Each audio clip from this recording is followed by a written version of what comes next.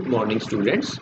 आज हम सब सीक्वेंस के बारे में बात करते हैं।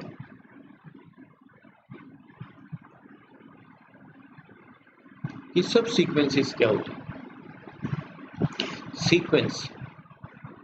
सीक्वेंस क्या होती है, हमने पढ़ा था कि सीक्वेंस अनुक्रम क्या होते हैं। सीक्वेंस क्या होती है, are special type of functions. Sequences are special type of functions. विशेष तरह के फलन होते हैं, विशेष तरह के फंक्शंस होते हैं। कैसे कि जिनका की डोमेन सेट नेचुरल नंबर का सेट होता है और को डोमेन कोई भी सेट होता है। Sequences are functions whose domain is the set of natural numbers and codomain is any set x. That is a special type of function whose domain की जिनका की डोमेन प्रांत जो है, डोमेन इज नेचुरल नंबर्स का set होता है, प्राकृतिक संख्याओं का समूह जो होता है, set of natural numbers is an. कैसा है, नेचुरल नंबर्स का, प्राकृतिक संख्याओं का समूह है, नेचुरल नंबर्स का सेट। और कोडोमेन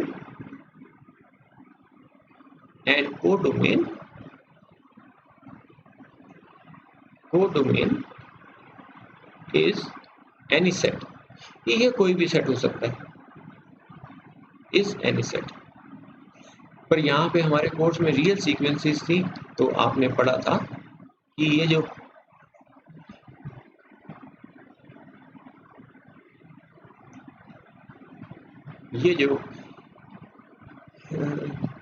हमारे कोर्स में रियल सीक्वेंस है, तो इसलिए ये जो x है वह या तो r है या r का सबसेट होता है ना। तो ये सीक्वेंस, तो सब सीक्वेंस, तो जैसे ये हमारी f हमारा सीक्वेंस है, f इज अ सीक्वेंस, जानते ही हो, हम इसको ऐसा डिनोट करते हैं। और इसका जो रेंज सेट है, इस सीक्वेंस को किससे पहचान करते हैं, इसकी रेंज से। इसका जो रेंज सेट है वह क्या है, f1 f2, ये रहे इसके एलिमेंट्स 1 2 3। तो 1 की इमेज क्या होगी, f1, 2 की इमेज क्या होगी, f2, ये रहा f1 f2 f3 and so on. या आपको पता ही है कि इसको हम ऐसा लिख देते हैं, f1 f2 f3 and so on. इसको क्या कहते हैं कि ये सीक्वेंस की पहली टर्म है, ये सीक्वेंस की दूसरी टर्म है, यह सीक्वेंस की तीसरी टर्म है एंड सो ऑन। ये सीक्वेंस की चौथी टर्म है, यह सीक्वेंस की ith टर्म है एंड सो ऑन। आज का हमारा टॉपिक है सब सीक्वेंस। तो सब सीक्वेंस जैसे हम गेस करते हैं, अगर हमारा सेट होता था, कोई सेट है तो सबसेट में उस सेट के कुछ एलिमेंट्स को लेके जो हमारे पास जो चीज आती थी उसको सबसेट कहते हैं। इसी तरह से सब सीक्वेंस ऐसा लगता है कि इसमें कि सीक्वेंस में कुछ टर्म्स को छोड़ दें, सीक्वेंस की कुछ टर्म्स को छोड़ दें। तो अब जो रिमेनिंग क्या बचा, f2 f4 f6, सीक्वेंस की कुछ टर्म्स को छोड़ के जो रिमेनिंग जो बना, ये भी वैसे देखने को सीक्वेंस ही है। ये जो है यह सब सीक्वेंस कहलाती है, है ना, कि सीक्वेंस में से कुछ टर्म्स को छोड़ दें। ये रहा हमारा sequence f1 f2 f3 and so on. Sequence की कुछ टर्म्स को छोड़ दें, तो जो रिमेनिंग जो सीक्वेंस है रिमेनिंग जो सीक्वेंस है F3, F4, यह सब सीक्वेंस कहलाती है। जैसे ये रही हमारी sequence 1, sequence of positive integers, natural numbers की जो सीक्वेंस 1 2 3 4 5 6 n, इसमें से कुछ टर्म्स को छोड़ दें, सेकंड को छोड़ देते हैं, फोर्थ को छोड़ देते हैं, सिक्स्थ को छोड़ देते हैं। तो अब रिमेनिंग क्या बचा? 1 3 3 5 7 एंड सो ऑन। तो ये क्या हो गई? सब सीक्वेंस हो गई। इसको क्या कहते हैं? सब सीक्वेंस कहते हैं। चलिए अब इसकी डेफिनेशन करते हैं कि सब सीक्वेंस, ये तो जैसा हमारा हमने अनुमान लगाया कि ये सब सीक्वेंस हो सकती है कि सीक्वेंस में से कुछ टर्म्स को छोड़ दें। तो अब जो रिमेनिंग जो बचा दैट इज सब सीक्वेंस। चलिए अब इसकी डेफिनेशन करते हैं। पहले सब सीक्वेंस ऑफ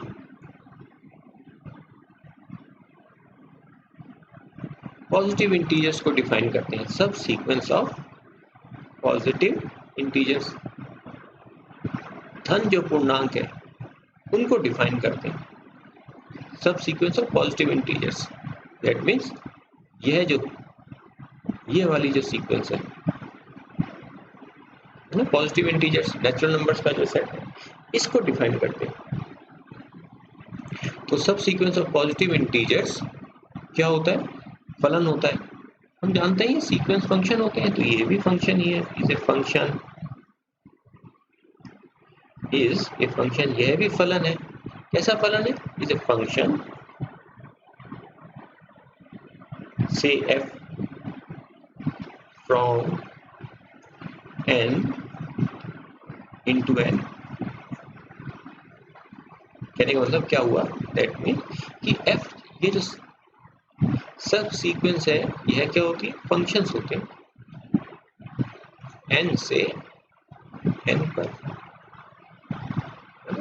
नेचुरल नंबर्स का सेट है n से n पर, कि जिसके लिए कैसा function? Such that f I is less than fj। कब? when I is less than j। कि जब I j से छोटा होगा तो fi fj से छोटा होगा। क्या कहते हैं वैसे इसको? अर्थात 1 2 से छोटा है। तो f1 और f2 में क्या रिलेशन होगा? f2 I is less than j, fi is less than fj।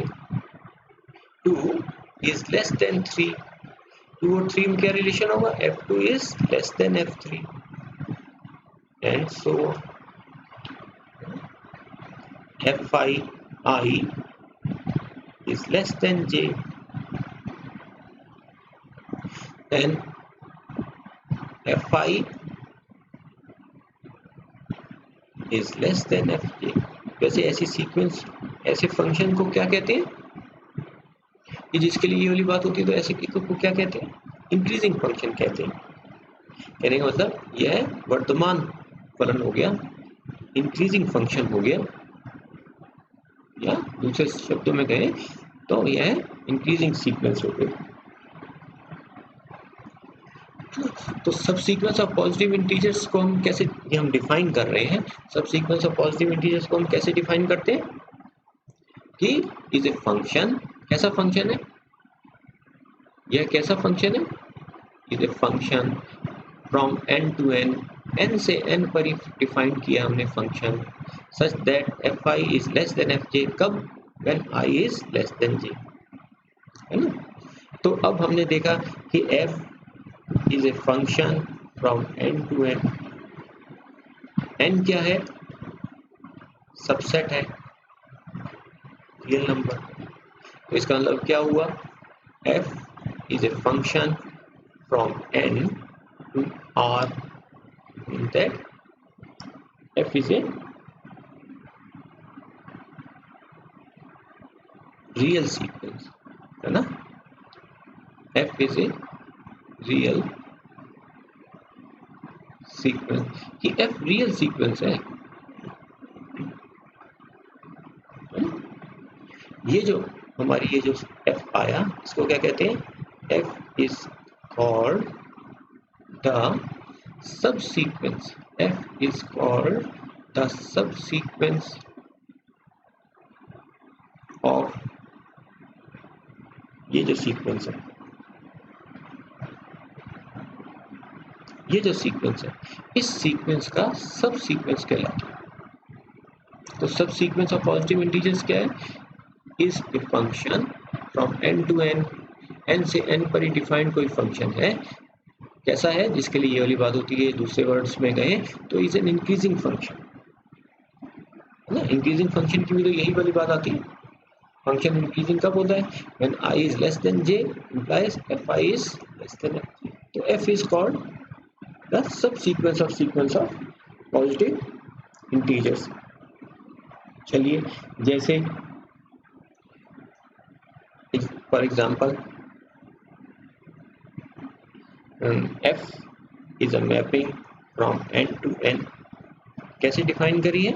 such that fn is equal to 2n, ऐसे डिफाइन करी। तो चलिए इसके टर्म्स देखते हैं। इस सीक्वेंस की टर्म्स क्या है, या रेंज सेट जिसको कहते हैं वो क्या है? f1, f2, f3 and so on. तो f1 n की वैल्यू जब 1 होगी, fn को कैसे लिखते हैं?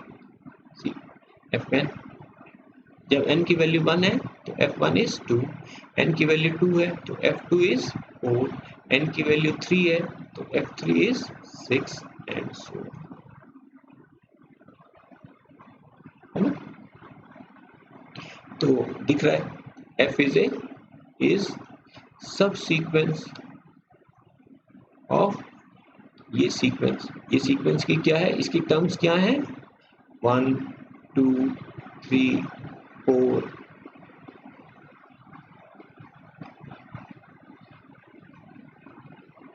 है ना? तो आप देख रहे हैं कि ये 2 4 6, इसमें से कुछ सीक्वेंस में से कुछ टर्म्स हटा दी तो आपको रिमेनिंग रहती है। साथ में ये जो फंक्शन है, ये जो सीक्वेंस है, कैसी है? इसकी टर्म्स निरंतर बढ़ती जा रही है, इंक्रीजिंग सीक्वेंस है, इंक्रीजिंग फंक्शन है। ऐसे सीक्वेंस को सब सीक्वेंस कहते हैं। चलिए दूसरा और देखते हैं। Let us say that g is a function from n to n, कैसे डिफाइन किया? सच दैट gn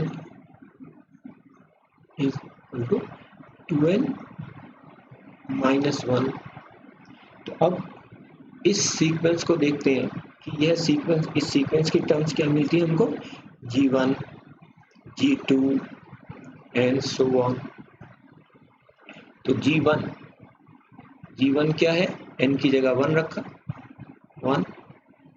ये gn ऐसे लिखते हैं फंक्शन के सीक्वेंस में। तो g1 ये उसकी फर्स्ट टर्म, n की वैल्यू 1 रखी, तो 2, n की वैल्यू 1 रखी, तो 2 माइनस 1 इज 1, n की वैल्यू 2 रखी, 2 टू द 4, 4 माइनस 1 3, n की वैल्यू 3 रखी, तो 3 to 2 6 minus 1 5 and so on. तो हम क्या पाते हैं?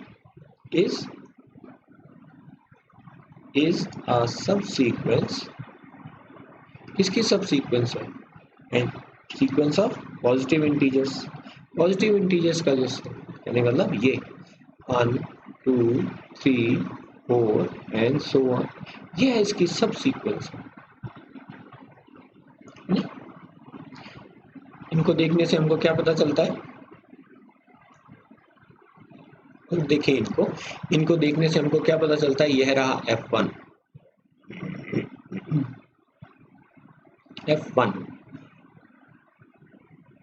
f1 हम क्या देख रहे हैं?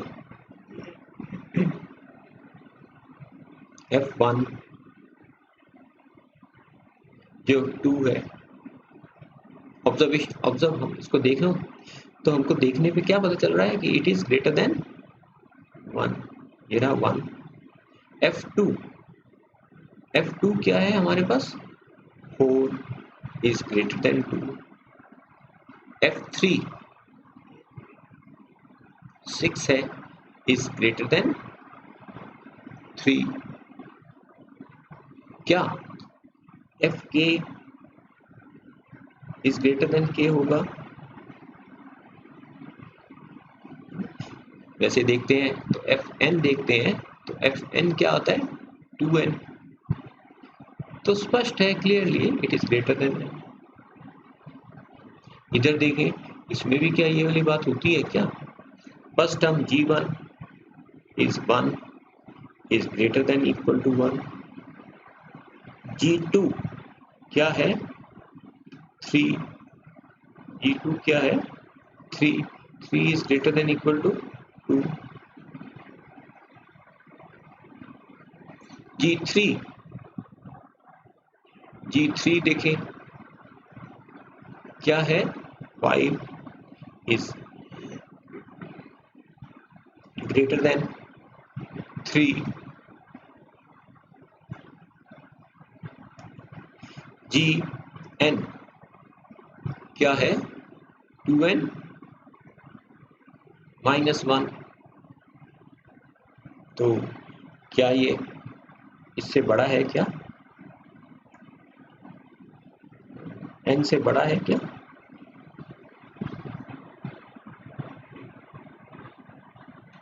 तो हम क्या पाते हैं कि जनरल में अगर हम बात करें कि अगर H is a subsequence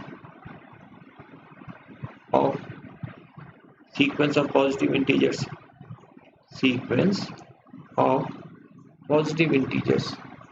अगर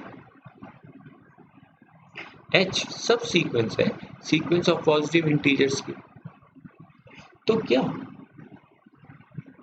Hn Hk is greater than equal to k होगा? If H is a subsequence of sequence of positive integers, then is this true? Is this true? वैसे इसको देखें, यहाँ से इनको देखते हैं। चलिए इस एग्जाम्पल से देखते हैं। तो हम पहले इस एग्जाम्पल में पा रहे हैं कि F1 जो है वह 1 से बड़ा है, F2 2 से बड़ा है, और इसमें हम पा रहे हैं कि यह इसके बराबर है। तो लगता है कि यह कि Hk is greater than equal to k होना चाहिए, मतलब H1 should be greater than 1। ऊपर वाले एग्जाम्पल्स को देख के हमको ऐसा लगता है। H2 is greater than equal to 2, greater than 2 पाया हमने। ऊपर वाले एग्जाम्पल में देखें तो क्लियर ग्रेटर देन 2 है, इक्वल नहीं। पर जनरल में हम बात करें तो जैसे इस एग्जाम्पल में हमको ये बराबर मिला, तो कह सकते हैं कि हो सकता है कि ये बराबर भी हो किसी केस में। H3 is greater than equal to 3 and so on, है ना। तो वैसे ये H1 is greater than equal to 1 है। सब सीक्वेंस के केस में, सब सीक्वेंस में आपने सब सीक्वेंस जब डिफाइन करी पॉजिटिव इंटीजर्स की, तो कैसे डिफाइन करी कि Fi is less than Fj। कब? When I is less then j। जब I j से छोटा होता है तो Fi Fj से छोटा होता है, या अगर हमारे नोटेशन में लिखे तो इसको Fi is less than Fj कहते हैं, है ना।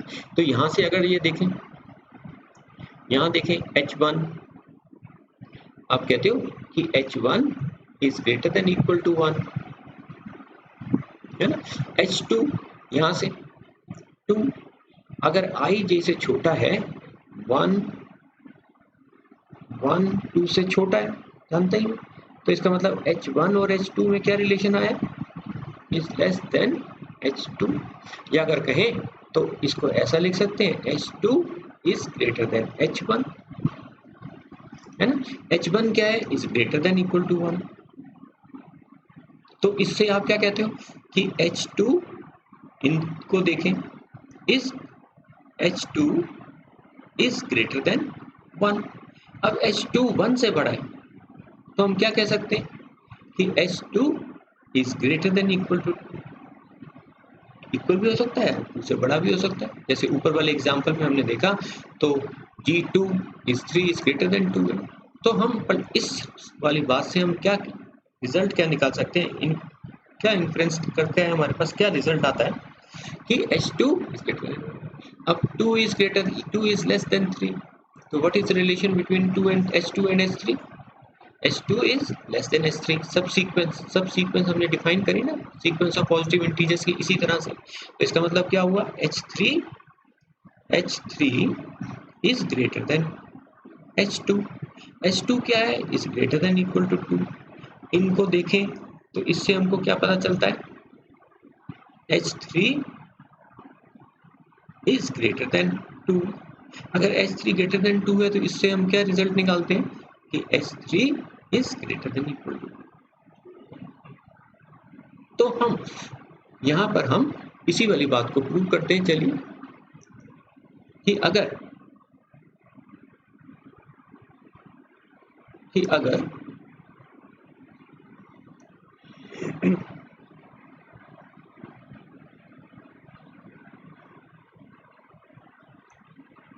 यहाँ इसी वाली बात को प्रूव करते हैं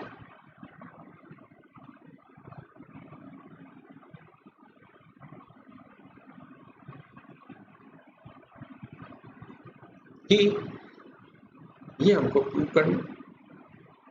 तो चलिए मान लेते हैं, माना लेट H1 को देखते हैं। तो H1 क्या होगा, ये ऐसा भी देख सकते हैं, ये रहा 1। ये सब सीक्वेंस डिफाइन करिए पॉजिटिव इंटीजर्स के लिए, मतलब n से n पर। ये सब सीक्वेंस है H के एलिमेंट्स कौन से, 1 2 3 एंड सो ऑन। 1, ये 1 की इमेज क्या हुई, H1, फिर H2, अब ये H1। हम ये जानते हैं कि H1 is less then H2, सब सीक्वेंस की डेफिनेशन से। अब ये नेचुरल नंबर का सेट है, तो ये नेचुरल नंबर का सेट है तो ये कहाँ से शुरू होता है, 1 2 3। तो H1 क्या हो सकता है भाई, 1 हो सकता है या उससे बड़ा होगा। तो इसलिए यहाँ से हम क्या कह सकते हैं कि H1 क्लियरली स्पष्टता है, H1 क्या होगा, 1 होगा या उससे बड़ी संख्या होगी। H1 1 होगा तो इक्वल टू 1 है, अगर 2 है तो इज ग्रेटर देन 1, है ना। तो चलिए माना late HK be greater than equal to K, then HK plus 1, K plus 1 is, K plus 1 क्या है, is greater than K। तो HK plus 1 और HK में क्या रिलेशन है, is greater than this। तो HK plus 1 is greater than HK। नई बात नहीं कर रहे, जो यहाँ पे अभी ये वाली बात करी है उसी को ही कर रहे हैं, बस जनरल इंडेक्स ले लिया, is greater than equal to K।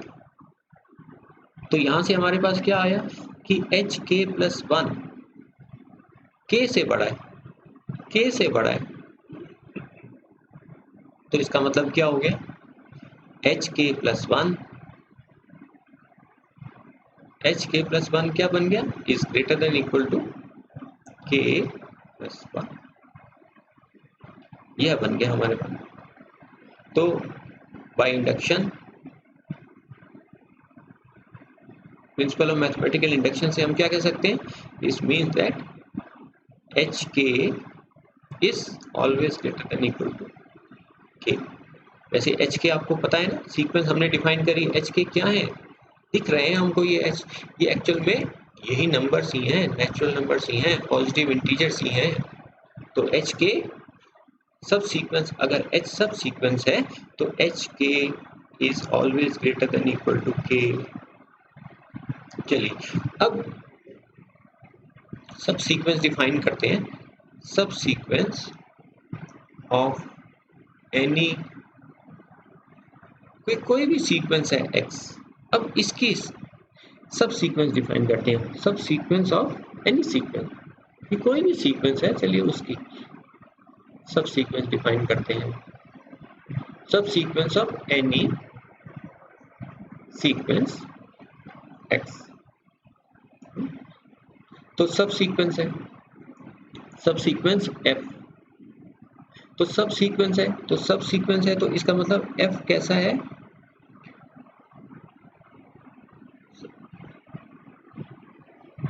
ये f is a function from n to n, x real sequence है, तो रियल सीक्वेंस है तो x क्या है, x is a function from n to r। तो ये जो फंक्शन है कॉम्पोजिट फंक्शन, क्या होगा ये function, x dot f is called the subsequence of any real sequence x, कि इसको हम जो है वह सब सीक्वेंस कहते हैं किसी भी सीक्वेंस का। तो कहने का मतलब क्या हुआ, इसी को ही लिखते हैं चलिए, कि माना late f be the subsequence, let f be the subsequence of sequence of positive integers, जो भी हमने ऊपर किया था कि सीक्वेंस ऑफ पॉजिटिव इंटीजर्स है, x be any real sequence, है ना। सीक्वेंस हमने अभी ऊपर देखा ही है कि क्या होते हैं, फंक्शंस होते हैं from n to r, then ये रहा, अभी हमने पहले ऊपर बनाया ही था फिगर, वही दोबारा बनाया, f इज ए सब sequence, f is a function from n to n, x जो है रियल सीक्वेंस, रियल सीक्वेंसेस क्या होती है, फंक्शंस होते हैं जिनका कि डोमेन नेचुरल नंबर का सेट, वो डोमेन रियल नंबर का सेट, यह है x, यह f। देन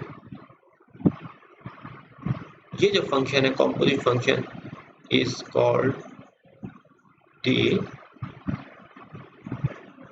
सब सीक्वेंस ऑफ सीक्वेंसेस, इसको सब सीक्वेंस कहते हैं। अब इसकी अगर इसका रेंज करें, रेंज ऑफ दिस सीक्वेंस क्या होगी, दिस सब सीक्वेंस ही होती है, सब सीक्वेंसेस ही होती हैं, जानते ही हैं, पहले हमने ऊपर देखा ही है, क्या होगा, x dot f1, x dot f2, x dot fi and so on, इसी तरह से चलता है। चलिए देखें ये क्या है, x डॉट f, ये सीक्वेंस की पहली टर्म, दूसरी टर्म, तीसरी टर्म, चलिए देखते हैं कि क्या मिलता है हमको, f1, या अगर कहें डेफिनेशन से कॉम्पोजिट फंक्शन की, तो यह क्या कहलाता है, f1। और सीक्वेंस के नोटेशन लिखते हैं, तो इस f1 को, इस वाली टर्म को कैसे लिखते हैं, ऐसा लिखते हैं, जानते ही हैं हम।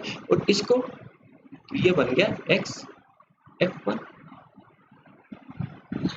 जनरल में अगर बात करूं तो x डॉट fi क्या बन गया, x ऑफ fi, या अगर कहें तो सीक्वेंस में ये कैसा लिखते हैं, ऐसा लिखते हैं, और इसको क्या लिख देंगे, x ऑफ